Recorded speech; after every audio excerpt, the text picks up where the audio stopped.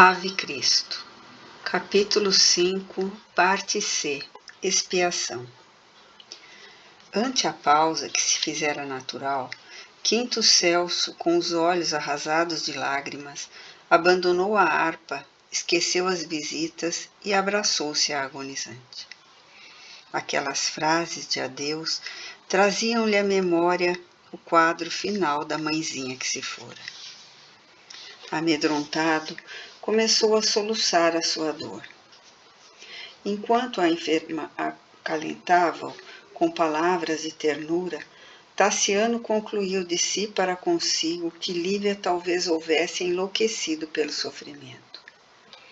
Não lhe competia armar naquele instante uma discussão religiosa que redundaria em prejuízo geral. Qualquer altercação acerca do Cristo não restituiria a mínima parcela de equilíbrio orgânico à criatura amada que o destino estrangulara. Reconheceu-se em erro. Afagou-lhe a fronte inundada de pastoso suor e rogou-lhe perdão. Lívia, sorridente, perguntou pelo progresso artístico de Blandina, pedindo a esta que tocasse uma das velhas músicas da casinha de Leão. A menina atendeu-a prontamente. A melodia irradiou-se por abençoado calmante no quarto estreito. Lágrimas tranquilas rolaram pelas faces macilentas da doente, que em seguida a música evocativa tateou o rosto molhado de Celso, entregando-o ao amigo com humildade e confiança. Tassiano, este é o filho do meu coração, que lego aos teus cuidados. Chama-se Quinto Celso.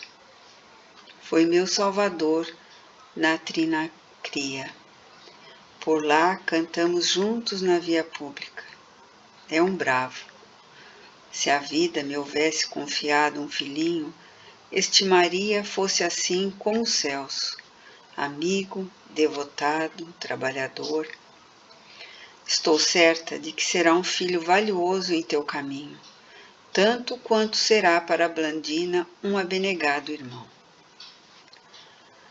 O rapazinho olhou para Tassiano de estranha maneira e o patrício, magnetizado, esforçou-se por lembrar onde vira aqueles olhos no calendoscópio de suas recordações. Não era aquele o olhar paterno que o fitava noutro tempo? De onde provinha aquela criança que, além de tudo, ainda trazia consigo o nome do apóstolo que lhe dera o ser? O menino, a seu turno, qual se fora intimamente movido por automatismo impulsivo, desprendeu-se de Lívia e atirou-se-lhe aos braços. Tassiano, surpreendido, recebeu contente aquele gesto de espontânea ternura. Celso afigurava-se-lhe um passarinho a esbarrar-lhe no peito. Chegava a escutar-lhe o coração batendo assustadiço. A criança, porém, não se contentara com um amplexo de amor. Beijou-lhe a cabeça onde os fios grisalhos começavam a surgir e acariciou-lhe a fronte, alisando-lhe os cabelos. O filho de Quinto Varro experimentou inexplicável emotividade, constringindo-lhe as fibras mais íntimas. Tentou conversar com o menino, entretanto, não sabia senão afagá-lo sem palavras. Foi então que Lívia, entre frases entrecortadas, descreveu para Tassiano e Blandina a luta que lhe desmoronara a paz doméstica. Helena nunca pudera recebê-los em casa, apesar da insistência de Basílio e a cobrança da dívida dos Carpos, através da família Vetúrio. Desorientara-lhe o pai adotivo. Transferiram-se para a residência de Lucano Vestino, por imperiosa necessidade, e depois de relacionar os lances amargos das perseguições, reportou-se as dificuldades do cárcere, a repentina cegueira e, por último, a fuga, seguida da viagem para a Sicília, em companhia de Teódulo, cujas promessas não se haviam cumprido. O amigo escutou-a com indizível espanto e revolta. Os dolorosos sofrimentos da moça em Leão e na Trinácria dilaceravam-lhe o cerne da alma. Vislumbrou a escura trama em que lhe se erigia o sacrifício. Afirmou-lhe ignorar o que se passara. Nunca estivera na ilha. Efetuara regular viagem a Roma, consoante o programa estabelecido, e voltara sem alteração. Helena, contudo, devia conhecer os acontecimentos. Mandaria buscá-la. Extremamente perturbado, veio à rua e, embora a noite houvesse caído integralmente, expediu um portador à vila distante, rogando à esposa e à governanta viessem ter com ele e Blandina, em casa de Agripa, alegando urgentes motivos de saúde. Exigiria o pronunciamento da mulher à frente da pobre criatura que jazia semi-morta. Transcorrido algum tempo, Helena e Anacleta chegavam em carro ligeiro e garrido.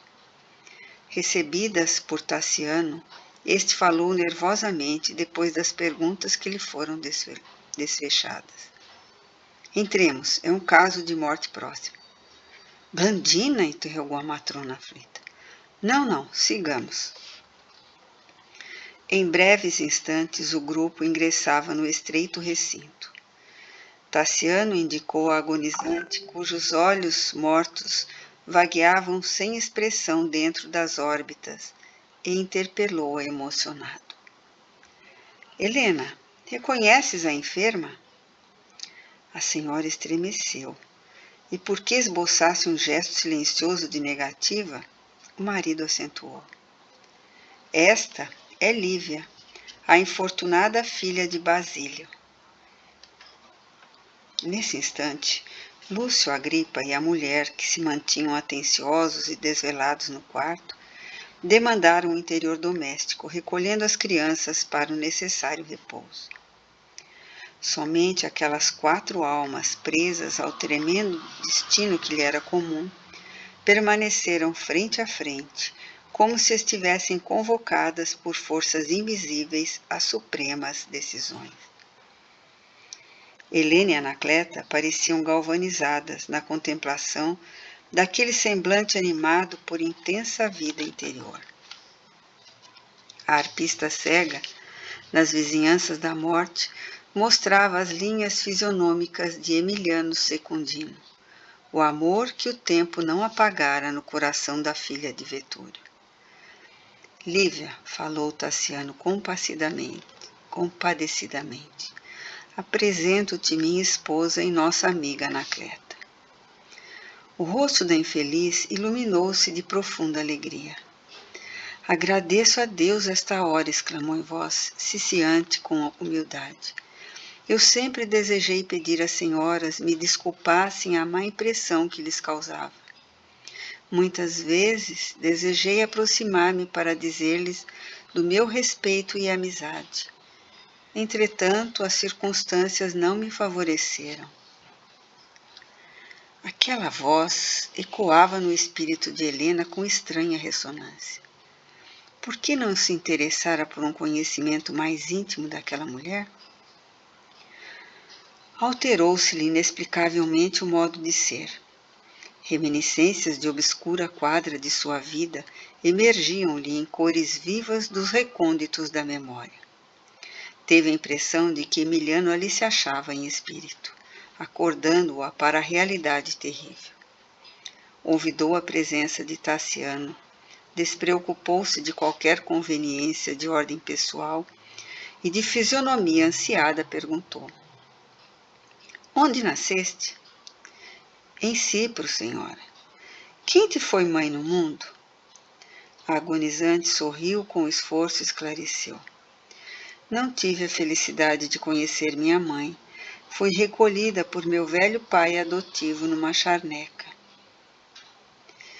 E desculparias aquela que te deu a vida se algum dia a encontrasse? Como não? Sempre rendi carinhoso culto ao coração materno em minhas preces de cada dia. A matrona pálida, trêmula de terror perante a face nua da verdade, continuou indagando.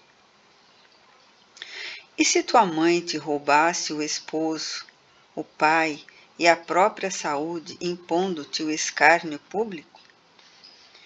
Ainda assim, confirmou Lívia sem vacilar, não seria para mim diferente. Quem de nós neste mundo poderá julgar com segurança? Minha mãe, embora me quisesse com todo amor, talvez fosse obrigada a ferir-me em meu próprio bem. Creio que em tudo devemos render graças a Deus. Ante a espantada mudez de Helena, Anacleta avançou para a agonizante com fervoroso interesse. A genitora não te deixou qualquer recordação? Inquiriu a governanta com ansiosa expectativa. Lívia refletiu alguns momentos, como quem buscava forças para conversar, e falou confirmando. Penso que minha mãe tinha a intenção de encontrar-me, porque me deixou nas rendas do berço um camafeu que meu pai me ensinou a trazer sobre o coração. Anacleta, à frente de Tassiano, estupefato, revistou-lhe o tórax e tirou-lhe a jóia de marfim em que brilhava a imagem de Cíbele, primorosamente esculpida, e da qual Helena jamais se separava nos passeios com o Secundino. Na filha de Vetúrio mais se acentuara a palidez. Descobrira a própria filha sobre quem fizera pesar clava de sua frenética perseguição. Aquela era a flor ressequida dos seus primeiros sonhos. Ouviu de novo, na milagrosa acústica da memória, as palavras que o homem inolvidável de seus ideais femininos lhe falara pela primeira vez. Haviam ele e ela projetado para o rebento de suas esperanças o mais belo destino. Por que se tinha metamorfoseado em inferno o paraíso imaginado? Imobilizada pelo pavor, olhos estatelados, notou que as reminiscências lhe martirizavam o pretérito no âmago da própria alma. As paredes do quarto desapareceram aos seus olhos. Viu-se novamente menina no turbilhão de banalidades em que o amor de Emiliano lhe despertara o coração. Obscurecera-se-lhe o cérebro. Onde estava? Reparou que, em meio das sombras que a cercavam, um homem caminhava ao seu encontro. Era ele, Secundino, como na antiga visão de Orósio, e como no sonho que a visitara na ilha de Cipro, envolvida ainda nas suas vestes militares e com a destra sobre o peito ensanguentado a chamá-la gritante. Helena, Helena, que fizeste da filha que te dei? Torturavam-lhe a alma essas palavras infinitamente repetidas pelos monstros do remorso em profundo abismo, a escancarar-se sobre os seus pés. Lembrou-se que a filha abandonada ali se encontrava ao alcance de suas mãos. Entretanto, por mais estendesse os braços, não conseguia encontrá-la nas trevas a se adensarem ao redor. Somente o rosto de Emiliano crescia descomunal ante a sua visão espavorida, e só a inquietante interrogação dele lhe alcançavam os ouvidos. Helena, Helena, que fizeste da filha que te dei? Diante de Tassiano e Anacleta, fulminados de assombro, a matrona, com o esgazeado olhar dos loucos, desferiu horrível gargalhada, rodou sobre os calcanhares e correu para a via pública. Tomou as rédeas do veículo que a trouxera e partiu em disparada de regresso à vila distante.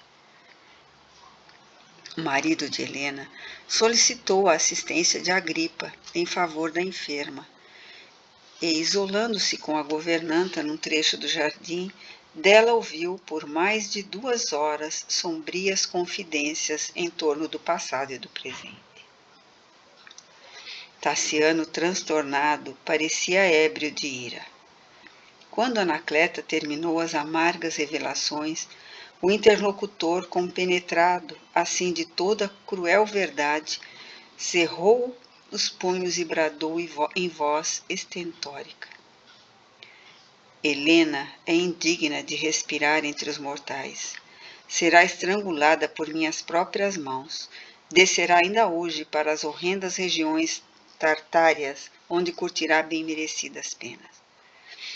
Tassiano, Tassiano, soluçava a velha amiga, entravando-lhe os movimentos. Espera, espera, o tempo ajuda a reflexão. Patrício procurava desvencilhar-se, quando Lúcio Agripa, com expressão fatigada, abeirou-se dele e notificou: Meus amigos, nossa doente descansou por fim. Alanceado duplamente no coração, o pai de Blandina correu ao quarto simples e contemplou o rosto de Lívia, macerado e lívido sob o halo da morte. Angelical serenidade estampara-se na face dela. Um sorriso misterioso, que ninguém saberia definir como sendo de alegria ou de conformação, fixara-se-lhe nos lábios por derradeira mensagem de sua vida curta aos que ficavam.